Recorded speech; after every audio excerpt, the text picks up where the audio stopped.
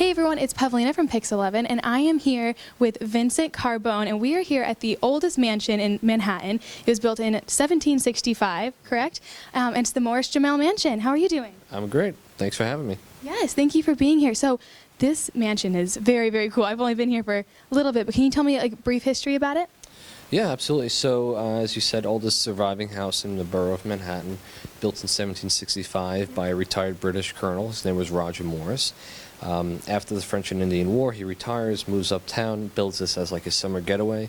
The original property went from river to river and was for 40 blocks. So just to give you an idea of the magnitude of the size of this. So he's here for a few years, and then the revolution breaks out. Being that he's a loyalist, he has to take off back to England. Washington, who he fought alongside with, is getting beat up out in Brooklyn and Long Island, and Washington knew of him, knew of the house. They fought together in the French and Indian War. Comes up here. He's here for about 5 weeks. He has one of his first major victories here, just south of here at the Battle of Harlem Heights. But then he's almost captured by the British, so he retreats. British come here for a few months. After the war, it becomes a tavern for about 2 years, and then it lays vacant for about 15 to 20 years. And then 1810, Stephen Jumel, who's a French wine merchant, he buys the house as a wedding gift for his wife Eliza Jumel. Eliza grows up rather poor in Providence, Rhode Island. Moves to New York to become a singer and an actress. Meets Stephen. They get married and they move here. Stephen passes away in 1832. In that time, though, she was very, very intelligent, very ahead of her time, self-taught, and helped Stephen triple his worth. So by the time he passes away, she becomes very wealthy as well, and she's also one of the first female landowners in New York as well. So then, about a year later, she remarries former Vice President Aaron Burr. Yep, and at that time she's in her 50s, he's in his 70s, he's already done all his damage politically. So they're together for a little while, and then she realizes a few things that that doesn't really sit right with her about Aaron, so she actually files for divorce. So divorce takes about 2 years to go through. The day it's finalized, he passes away. So she goes on as the widow of the former vice president, not the ex-wife. And then she dies around 1865 in the house. Yeah, and then it becomes a museum in 1907. Right. Now, I know you were briefly talking about George Washington, but can you talk about how he is also associated with the house as well? Yeah, so Washington, as I said, was here for 5 weeks. This was where he started to get a foothold in the war. As I said, he was taking some major losses out in Brooklyn, Long Island. So when he came up here, it was a turning point for him in the war, and it was quite honestly a big morale boost. And so much so that once he became president, he returned here with his cabinet for like a celebratory dinner. They were on a tour of New York State. They come up here. So in this building, you have Hamilton, Jefferson, Washington, Adams, and Secretary of War Knox, and all their families were in attendance. So it's a pretty historical event that we always are sure to include in our tours.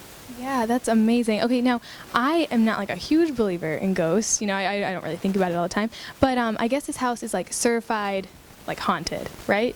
Well, if there is such a thing as ghosts, this would be a place where they would reside, certainly. I mean, the ghost stories go all the way back to 1810 when Eliza Jumel moves in. At that time, it was a thing of status to claim that your house had a ghost. I think it kind of would be like your house is so important that someone would want to be there after they die too. But yeah, the ghost stories go all the way back to 1810, and quite honestly, they continue up to present day. We've had Ghost Adventures come here on Travel Channel. We've had various paranormal crews come in here. We have actually a big investigation tonight happening here. I myself lead the investigations here about once every month and a half for the public, because that's something that I'm into as well. And yeah, I mean, the most famous ghost story goes back to January of 1964, when a group of school children were waiting just outside. They were waiting to be let in for a field trip, and they're being loud, they're carrying on, and then this old woman comes out onto the balcony and says to shut up or go away. And so then she disappears, and then the curator runs up from the subway and she goes, "Oh, I'm so sorry, there was a problem with the trains, I'll let you in." Like, that's okay, but why couldn't that woman let us in? And she said, "There's no woman here, I have the keys." And so they're like, no, this woman came in. So anyway, they come into the house, they see the portrait of Eliza with their 2 adopted grandchildren. They're like, oh, that's the woman. But Eliza had been dead over 100 years at that point. So, but that got the attention of various media outlets at the time, and then got the attention of a parapsychologist by the name of Hans Holzer. So he came here, he did a few seances, and as I said, they've just gone on throughout the years, and it's something that previous administrations wanted to squash. But, we acknowledge it, and we say, it's an alternative view of history, and if it gets people interested in the house, it's fine. And quite honestly, when people come here on ghost hunts, and, they get to learn about the house, and then they come back for other events, so, yeah. Exactly. Now, I know you were saying that Eliza, her ghost might be here and everything. Is there anyone else that could possibly be here, or no? Well, we have 2 confirmed deaths. We have Eliza Jumel, as well as Stephen Jumel, her first husband.